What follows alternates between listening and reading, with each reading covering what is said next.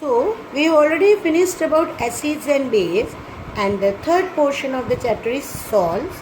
So, we know what are salt.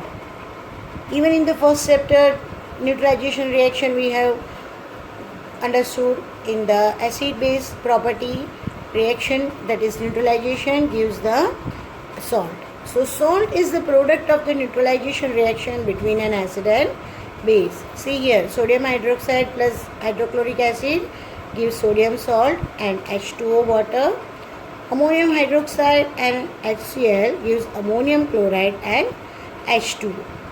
Here you will see the hydrogen ion of acid is replaced by metal ion, right?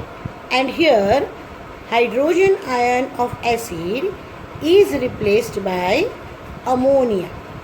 So, on these bases, salt may also be defined as the compound formed when the hydrogen ion of an acid is replaced by a metal ion or an ammonium ion, then it is called salt.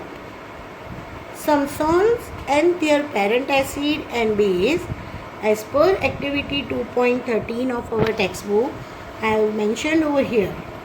These are the names of some salts, these are their molecular formula, and how this salt has been produced by the reaction of parent acid and parent base. So when these acid and these base has reacted, the product salt has taken place.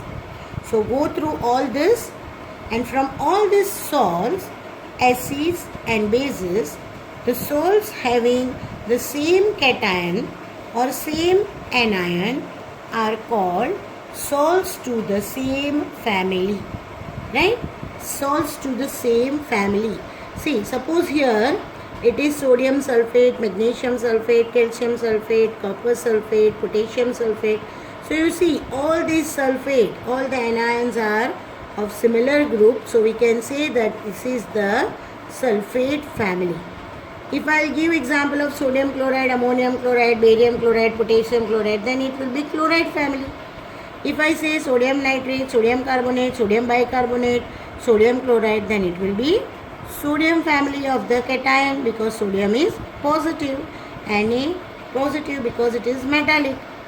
So, sulfate family, sodium family, chloride family, they will exist in the family of the salts.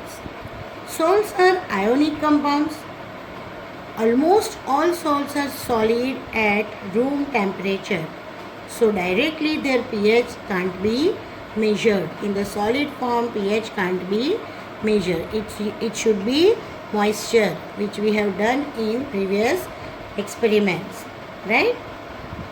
The pH of salt solutions in water can be measured, and when the salt of strong acid and strong base is measured, it will give the pH equals 7, that is the neutral salt. And if the salt of strong acid and weak base is measured, then pH will be less than 7, so salt is acidic. And if the salt of the weak acid and strong base measured, then pH greater than 7, so it will be basic salt. Thank you. Good morning, dear students. Now today our topic is chemicals from the common salt, right?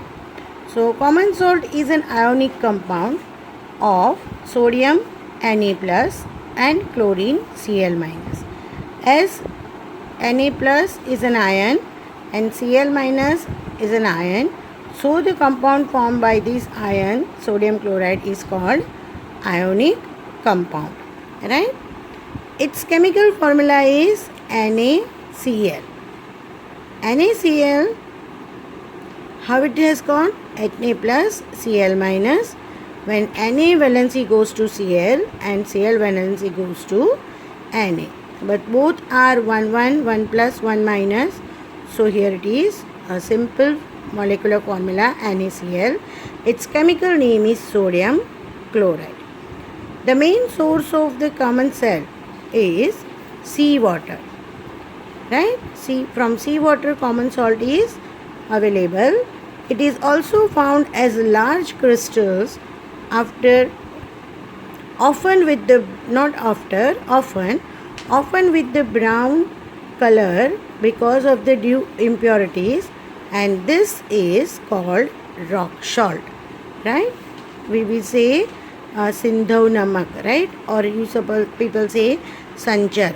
It is a brown salt that is with some impurities. Beds of this rock salt, that means lot amount of rock salt is in the form of the rock and its beds are there, and it were formed when the lakes and seas dried up in the past. This rock salt is then mined like the coal. So this rock salt are available as coal is available from the mines by digging the beds of the rock salt. Many useful substances, or we say chemicals, are obtained from the common salt, and so it is the raw materials for many chemicals. With the help of the synthesis of common salt or many laboratory preparations, different types of substances are obtained from the common salt which are of wide useful, and so the common salt is called raw material, right? Some commonly used substances which are or can be obtained from the common salt are sodium hydroxide, NaOH. It is also called caustic soda, right?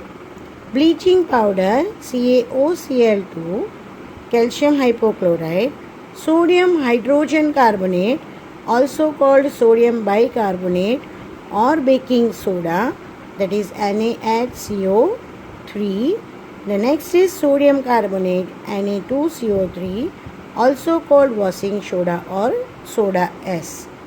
Then now, how this sodium hydroxide, the first compound from the common salt, how this sodium hydroxide is obtained from common salt.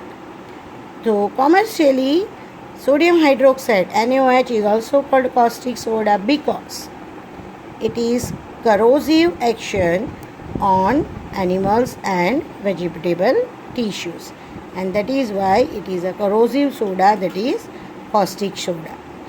Sodium hydroxide is prepared by the electrolysis of 20% common salt. Now first of all, what is 20% common salt? 20% common salt means 20 gram of sodium chloride, that is common salt, in 100 ml of the water. These common salts aqueous solution is called brine solution. Remember this, when sodium chloride is aqueous in the medium, that means if it is dissolved in the water, and then that common salt solution is called brine solution. The electrolysis process of the sodium chloride is also called chlor-alkali process. Chlor-alkali process. Why? Because during this process, chlorine byproduct and alkali, that is sodium hydroxide, is produced, and sodium hydroxide is the main product.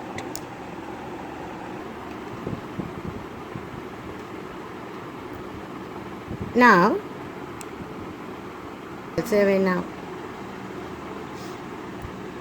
let us see the procedure here. This is the electrolytic cell, and the reaction taking place, or this process, is called electrolysis process. This is the shell in which sodium chloride, that is 20% sodium chloride, brine solution is filled, and 2 carbon electrode, one acts as cathode and one acts as anode, is placed in it. This connection of the circuit, positive terminal, negative terminal, are joined with the battery, right? Now when this electricity is passed through this solution, so what takes place? The sodium chloride present in the aqueous medium first gets separated, that is dissociation takes place, into Na plus and Cl minus.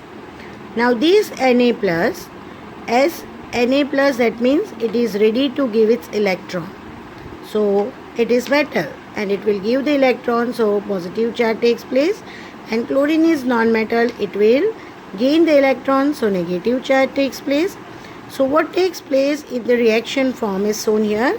NaCl aqueous in electrical dissociation gives Na plus and Cl minus in the aqueous medium. Now on the cathode side, Na will give its one electron and thus it will acquire Na plus. But Cl will always exist in Cl2 form, diatomic form, so it will need 2 electrons. So we need excess of the sodium ion, so 2 Na will give 2 electrons. On the anode side, the 2 electron will be accepted by the chlorine and thus it will be Cl2. So here that Na plus, which is in the electrolytic cell, it will react with the water because already the solution is aqueous, so amount of water is already present in it, so it will give NaOH on the reaction with water, and on anode hydrogen gas is released. So 2 Na plus react with water gives NaOH and hydrogen gas.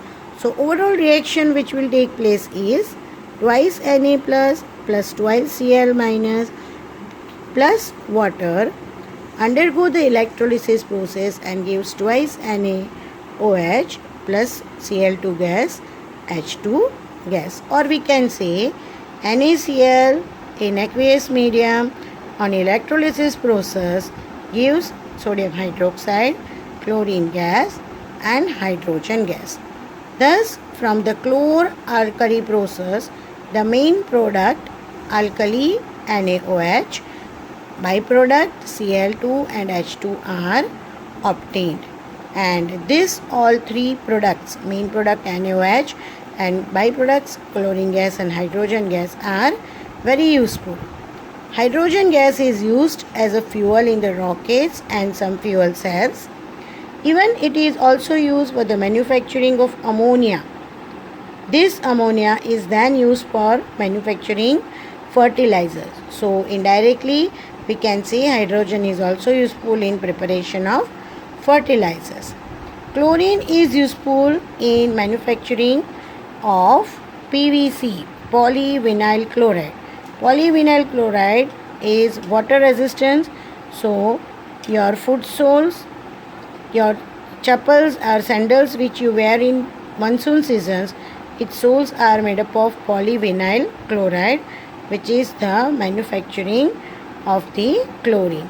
It is also used for the water treatment, that means for the killing of the germs into the water. Chlorine is also used for the manufacturing of pesticides, very small insects which are harmful to the crops. For that the chlorine is also used for making the pesticides. Even the chlorine is used for manufacture of bleaching powder. Bleaching powder, that means which whitens the white textile materials, right? The use of sodium hydroxide is for making the soaps and detergents. It is also used for degreasing the metal sheets and rods. Metal sheets and rods are polished by the sodium hydroxide. So whatever amount of sticky material is based on it can be degreased by the sodium hydroxide. In short, we can say it cleans it. It also used in the preparation of artificial fibers and paper industry. Sodium hydroxide is also used for the textile industry. Textile, that means where the cloth materials are prepared. Now the product of hydrogen and chlorine is the hydrochloric acid. So hydrochloric acid is also used for cleansing the iron and steel surfaces. Even it is widely used in the laboratory for the different purposes, and even it is used in the manufacturing of ammonium chloride. So we can say that hydrogen and chlorine together, when they give a formation to their compound, they are also widely used. Here chlorine and sodium hydroxide when combines, then they will give sodium hypochlorite, and which is used as a household bleaching material, right? So this was all about the sodium hydroxide, one of the compound which gets from the sodium chloride and its uses. Thank you.